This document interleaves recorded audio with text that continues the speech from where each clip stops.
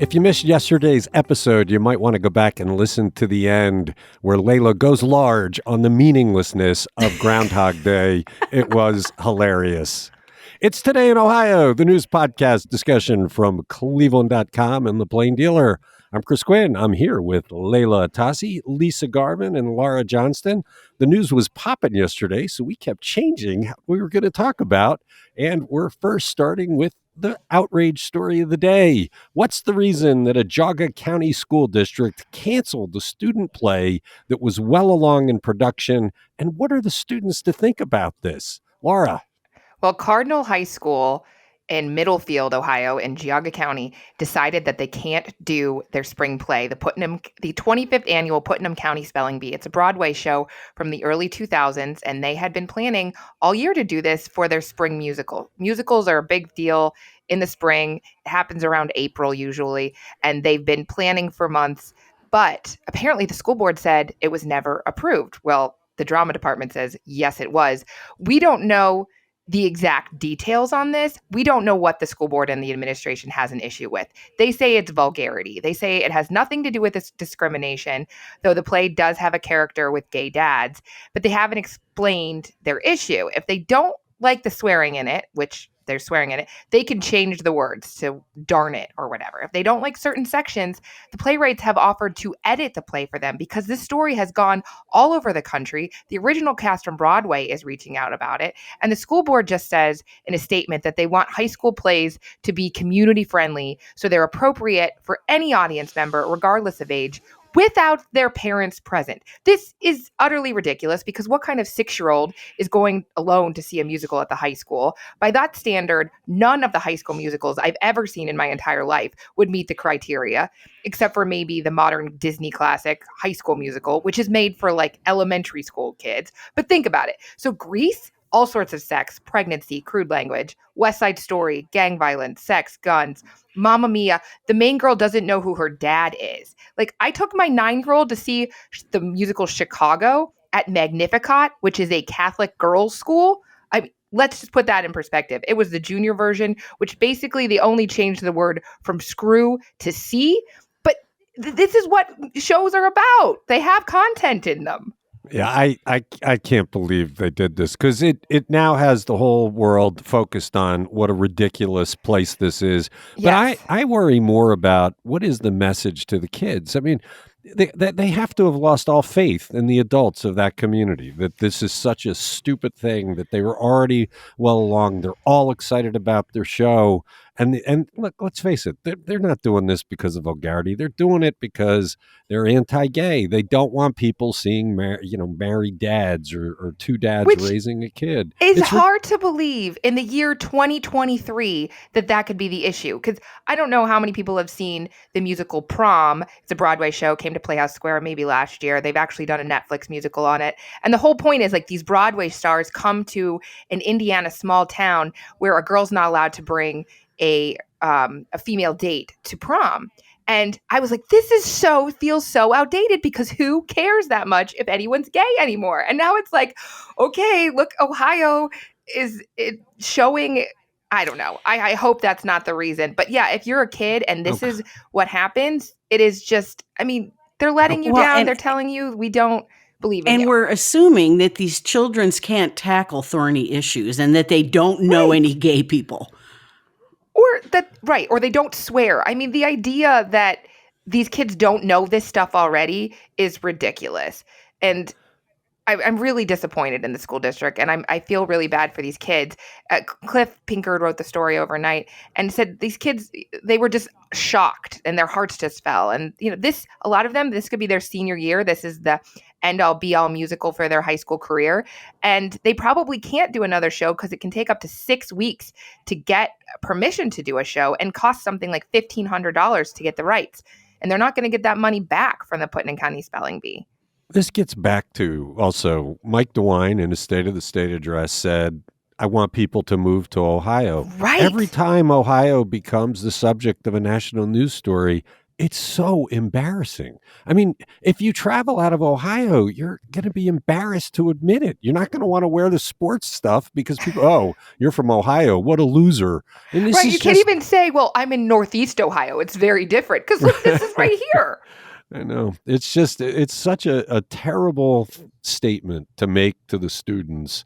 And who are these board members that are so ridiculous? Was this one of those school boards that did get the CRT people elected? I mean, is this really activist school board members trying That's a to? really good question. Honestly, I had never heard Cardinal High School before. I did not know. I've never been there. I've never played it in sports. Well, So, and Middlefield is an Amish town. I mean, it's like the second biggest Amish community in the state. but those kids aren't True, going to that's high true. school, and they're probably not going to see the musicals. Yeah, it's embarrassing. It's another major embarrassment for Ohio in a long line of them. You're listening to Today in Ohio.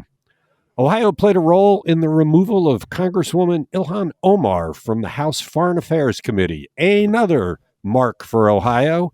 Layla, which Ohio congressman led that It was charge? Max Miller from Rocky River. He initiated the resolution to oust Ilhan Omar from the committee. Meanwhile, our other Congressman Dave Joyce from South Russell was the only Republican who voted present when they called the roll to give Omar the boot.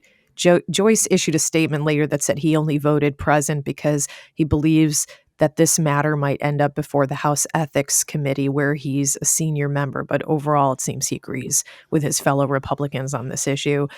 Reporter Sabrina Eden tells us that this debate got really ugly between Republicans and Democrats, with each side accusing the other of bigotry. Miller, who is one of two Jewish Republicans among his colleagues, said Omar has a history of making anti-Semitic remarks and shouldn't be trusted to make objective foreign relations decisions, given her biases against Israel and against the Jewish people, he said. He listed comments that she's made over the years. Once in 2019, she suggested that Jewish people and the American Israel Public Affairs Committee were buying political support. And Miller said that amplifies an anti-Semitic stereotype about Jewish people and money. He didn't like that she once referred to Israel as an apartheid state, or that she equated the United States and Israel to the Taliban and Hamas, or that she trivialized the September 11th terrorist attacks by describing that day as some people did something.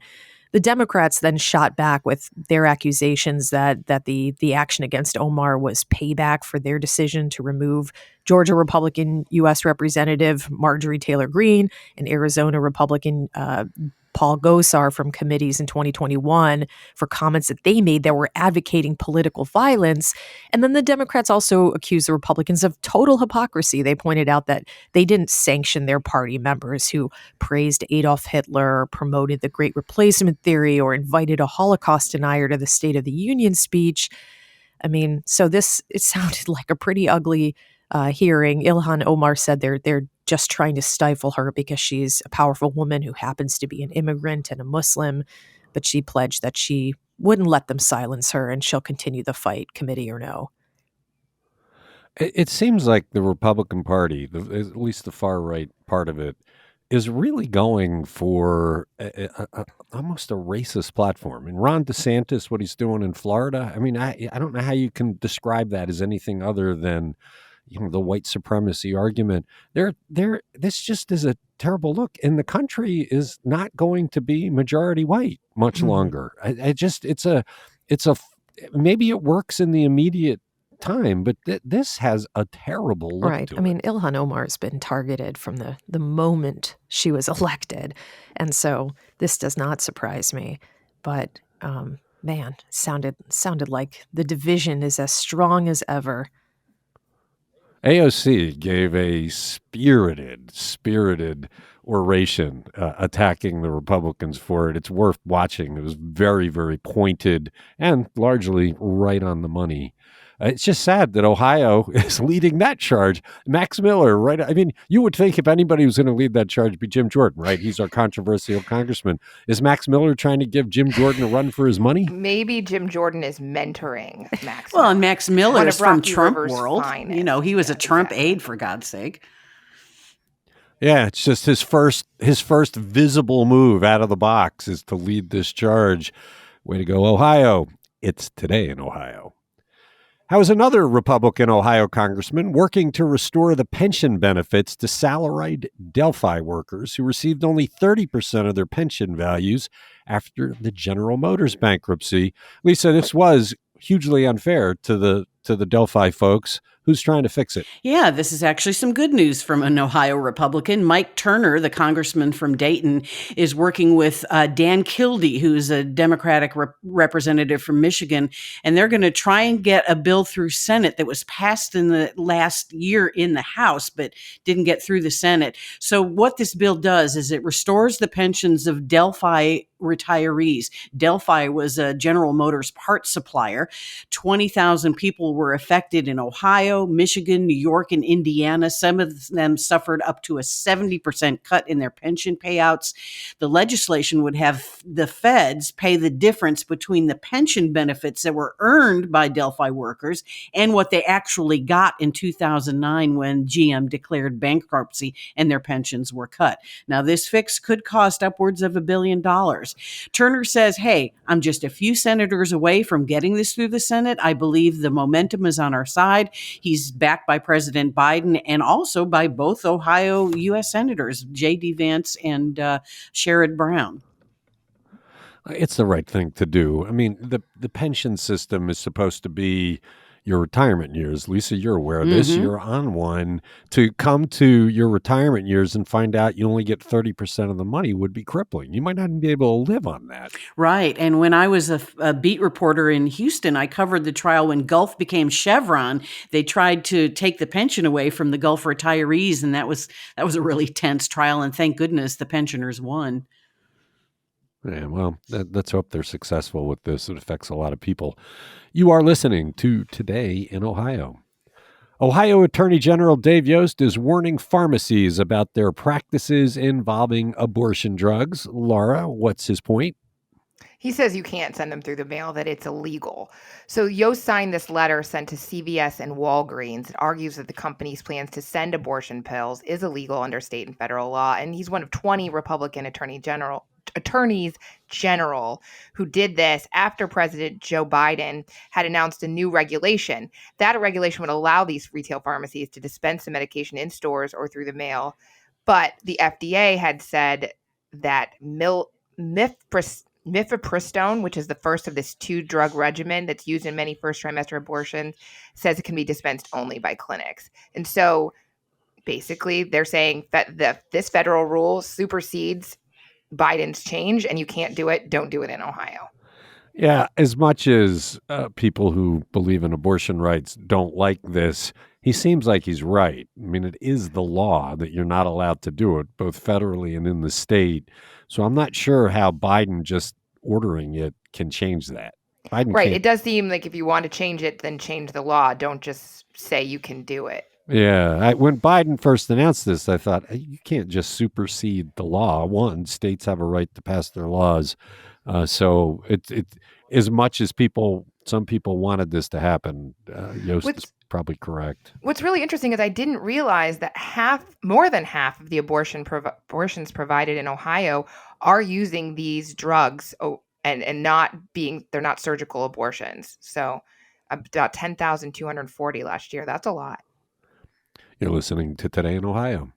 All right, so who broke the law Thursday in barring cleveland.com and the Plain Dealer from an advertised public meeting? Layla, was it Cleveland City Council or Mayor Justin Bibb? Somebody broke the law. It's looking like we can put this one squarely on Justin Bibb and his public safety chief, Kerry Howard. You know, given some of the ill-advised decisions that have led to some early, easily avoidable blunders for Justin Bibb, I think this shouldn't really surprise us, but yesterday, we sent a photographer to follow Cleveland City Council's safety committee around during this tour of the city's proposed site for the new police headquarters. It's the Artcraft building at Superior and East 26th. And wait, let me interrupt though. I mean, explain. We didn't just show up. This was a formal meeting, right. This was billed from the advertised start as a public meeting. Council sent out notice of it just as they would for any other meeting. And the tour was scheduled for 10 a.m. to 3 p.m. And I think it had kind of like an open house atmosphere for council members, but they all, so our photographer John Kuntz. He arrives along with other media. And at first, he gets into the building, takes a few shots, but once the city officials realize he's with the media, they escort him from the building, and they make him and the other media wait outside at an outdoor loading dock while they get clearance from Safety Director Carrie Howard to let the media in. And they're out there standing for more than an hour. And then Kuntz spots Carrie Howard, whose handler then comes over to the media and says, "Not today," in answer to their request for access to the place. And Councilman Mike Polensek, who chairs the committee, tried to get them in to no avail. I mean, he called Carrie Howard, left messages, and then Polensek said that Howard later called him back and told him there would be a separate tour for the media because there's an issue with liability. He said that there are some areas of the building where there were nails sticking out of the floor. And throwing the flag. What? Are council people somehow immune from nails out of the floor? Yeah, they have really tough feet. They have some superpower where the nails don't puncture the bottom of their feet. That's right. This is completely bogus. The thing I don't get, Layla, is I don't even get why he didn't want us there. It's not like it's a security thing. They're redoing nails the whole on the building. Floor. Well, how hard is that for you to understand, Chris? I mean, so Council President Blake Griffin told Courtney Astolfi, our City Hall reporter, that he intended for this to be an open meeting, and he does not understand why Carrie Howard turned them away. And the Ohio Revised Code says that meetings have to be open as long as a majority of the public body is present. And according to John Kuntz's account, a majority of the safety committee was indeed there. So this clearly, it's funny, even the city spokeswoman texted Courtney at one point after she shared with her the language of the Ohio Revised Code, and the spokeswoman said, "It sure sounds like it should have been a public meeting." So it should have been a public meeting. And, look, I just want to point out, journalists have thicker skins than council people who don't take criticism well. So we would have been more immune from the nails than the council people. We take the barbs, just but I don't know ridiculous. about the nails. Yeah, it's just ridiculous. It's one of those where, and you're right. You said at the beginning, a completely avoidable controversy. Right. What blows me away is while this was going on, our editorial board was meeting with Justin Bibb, who pointed out the council was over in that building. And I said, "So are we." And he kind of laughed and said, "Yeah, I know." Right. So he never said, "Oh, I should point out, we're blocking you from being in there," while he's talking to us. He didn't say, like, you guys are on the outside of the building while we're on the inside. Yeah, the whole thing is ridiculous. That's just one of these. Anyway, they violated the law. It's Today in Ohio. Which places in Cuyahoga County rank among the top 10 in Ohio for the highest property tax rates? Lisa, I was distressed to see how high mine are. I'm surprised at a lot of the people on this, or a lot of communities on this list. So these are the property tax rates for 2022, and these are bills that are due this year. So you probably already paid your first half. So number one in Ohio was Montgomery County, which is the Northridge School District. It has Harrison and Dayton in there. Their valuation was $3,917 per $100,000 valuation, but that's down $12 from the previous year. Now, number two is a really big surprise to me. It's a sliver of South Euclid that falls in the Cleveland Heights University Heights School District, because the rest of South Euclid is in another school district. Theirs was 3871, and then there were others, Cuyahoga counties in the top 10, some of them a surprise. Number three was Cleveland Shaker Square, which is Shaker Heights Schools at 3858. Number four, Shaker Heights at 30,772. Number five, University Heights at 3740, a bit of a surprise there. Number seven was most of Cleveland Heights, Mr. Quinn, at $3,717. And this one was a surprise too. Number 10, Garfield Heights at $3,525. I'm surprised Beechwood is not on this list. Well, the thing that strikes me every time I see those rates, I have a modestly priced house. We still live in the house that we got when I moved here as a reporter and my wife on a teacher's salary. So the tax rate is on a modest price. But then I look at those mansions on Fairmount Boulevard and elsewhere that are worth multi-millions, and think, who wants to pay that kind of a tax bill? I would go buy that house somewhere else. I'm surprised that those things still have value in sales, because the taxes on those just staggering. And that's the reason when I moved back here, that's why I chose Lyndhurst. I'm from Shaker, but my mom pays almost twice as much as I do in taxes, and Beechwood's pretty high as well. I like where I live. I think they provide very good services. I don't have any complaints about the way the city operates, but it is eye-popping to see what our taxes are. And it's municipal taxes. I also pay an income tax here. Well, and I lived in University Heights for 9 years. That's where we bought our first house, right? And I wrote about this in the top of the Wake Up newsletter this morning, that number when you're buying your first house looks like so small compared to the total price that you're like, yeah, whatever. And you don't think about paying it every 6 months for the rest of your life, right? So when we bought our second house, I definitely looked at tax rates. And I have to say, I bought a much more expensive house in Rocky River and my taxes stayed the same. Okay, check out the list. It's a very interesting one to look through. It's on cleveland.com, and this is Today in Ohio. The Plain Dealer and cleveland.com put together a regional top workplaces list every year. It's part of Laura's job to make sure that comes together. But some Northeast Ohio companies also rate high in a national list. Which ones are they, Layla? Good on these companies. Progressive Insurance and Union Home Mortgage Corporation have been named among some of the top workplaces in the U.S. This is according to the 2023 Top Workplaces USA survey.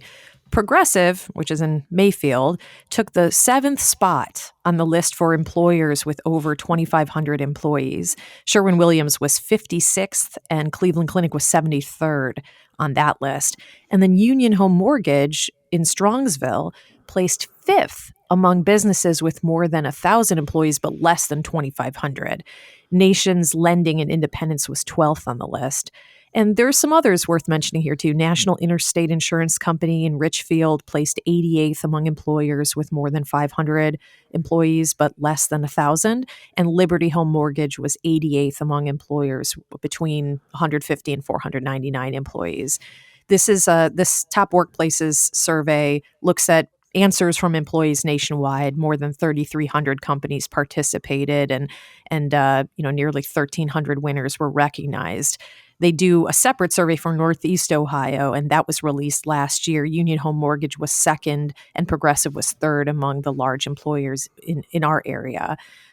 So good for them. And we are collecting those responses for this year's top workplaces, which come out in June. So if you see those on cleveland.com, that's a separate round. So we're in the midst of figuring out those will be released in June. Yeah, Laura, that's pretty much a year-round process. There's never a break in the cycle. There's like a July through September kind of break. But yeah, the folks who work on that are working on it really hard.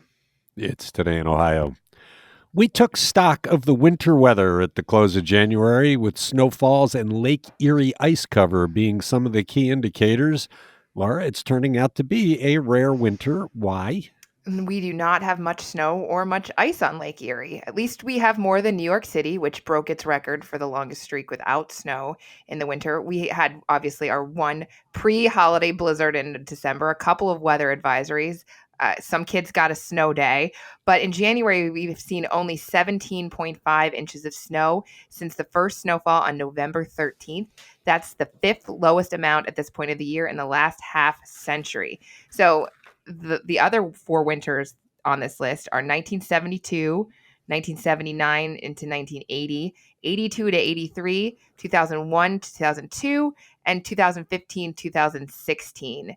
That was really low, 8.8 inches in 2015. I don't even remember that specifically. It was a great winter. I loved it. I probably hated it. What about the ice cover? Well, thanks to the cold snap this week, we're up to at least 11.5% on Lake Erie. But as of Monday, it was at less than 0.5%, which compared to last year at the same date, 87.3%. So because Lake Erie is so shallow, it has the least water of any of the Great Lakes, it does freeze really fast. So that's why it can get up from 0 to 11 in a couple of days. But I don't know what our total ice cover will get. Usually it peaks in mid-February, but we could get to 30%, the forecasters say, in the near future. What I always found interesting about the ice cover is that sometimes it's very hard to track because it's satellite and you need it to be sunny. And we all know in Northeast Ohio, probably 5 out of 6 days, you can't see the lake. So when you're tracking it, you're trying to see it day by day. And if a week goes by, a huge amount of change can occur, both in the melting and the freezing. I was surprised we were able to get such clear imagery, which we have on the front page of the Plain Dealer today, and it's on cleveland.com, right? Yes. So NOAA, NOAA, National Oceanic and Atmospheric Administration, they take those pictures every day. And you're right. I would go in a lot of times and click on them. It's like cloud cover, cloud cover, cloud cover. But the pretty sunlight days when it's like a teal blue, it is, really pretty. It's pretty, but like I said, you get a rare view of it. It's Today in Ohio.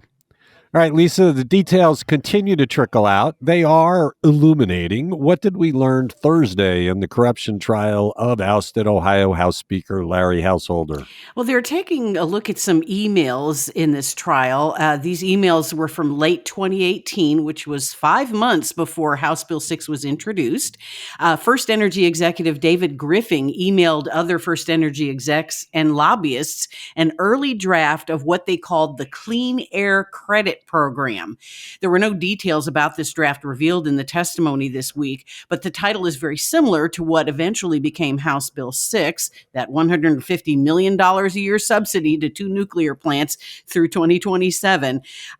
So First Energy, after the 2018 election in November, First Energy stepped up their efforts to, get this passed. And like I said, the bill was not introduced until April of 2019.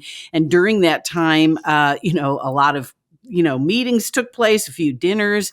The draft recipients include lobbyist Juan Cespedes, other First Energy officials, and GOP operative Bob Klafke, who helped Householder and his cronies get elected. So Householder and First Energy CEO Chuck Jones, I should say former CEO, and First Energy lobbyist Mike Dowling were very cozy in those months leading up to the introduction of House Bill 6. There were call logs and texts that show that relationship. They were discussing the bill language and talking about the opposition to this bill from the American Petroleum Institute.